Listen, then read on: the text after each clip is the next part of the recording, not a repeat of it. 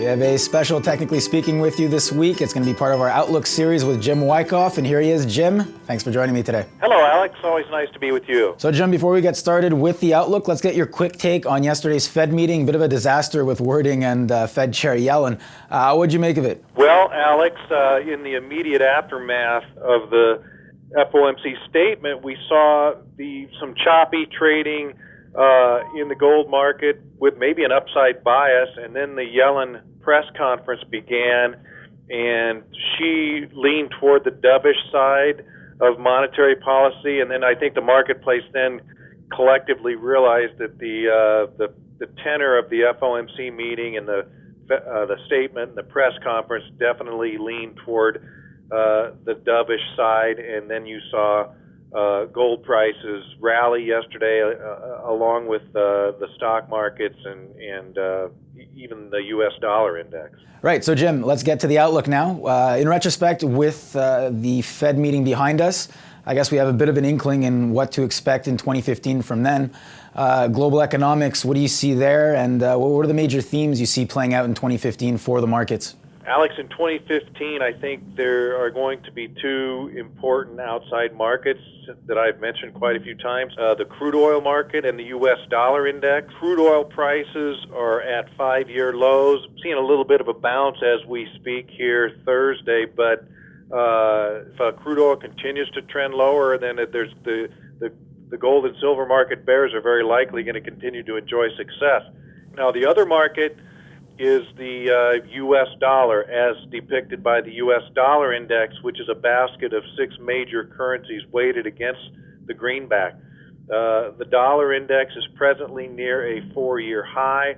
However, the dollar index on a longer-term basis, when looking at the longer-term charts, has pushed up against some strong longer-term resistance and has paused at that level. And history shows that 90 level in the U.S. dollar index has turned back price rallies, and that's right where we're at right now. So we're at an inflection point for the dollar index, and if the dollar index does start to back off, then you're going to see probably some more buying interest in gold and silver markets. And here comes the big one, Jim, the year in review for the Wyckoff Technical Market Rating for gold and silver.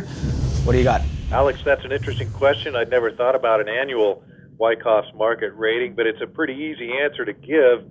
The gold market has been in a downtrend for all of the year 2014, so I'm going to give it a Wyckoff's market rating of 3. And silver, about the same thing. Silver has been in a longer-term downtrend also. And near-term support and resistance levels, Jim? My near-term support for the February COMEX gold is seen at 1182, which is this week's low. Got solid overhead resistance at the recent high of 1239. Looking at March silver, we've got solid technical support at $15, solid overhead resistance at the recent high of 1735.5.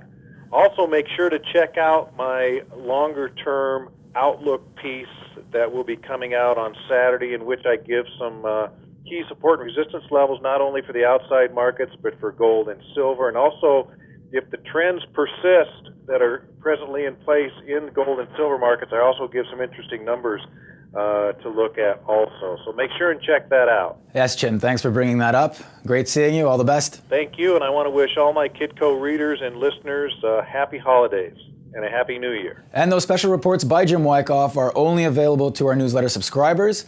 If you're interested in subscribing and getting those reports, you can visit the link below. Make sure you do that before December 20th. So that wraps it up for Technically Speaking, the annual edition Outlook 2015. Any comments or questions, always welcome at newsfeedback@kitco.com. Have a good one.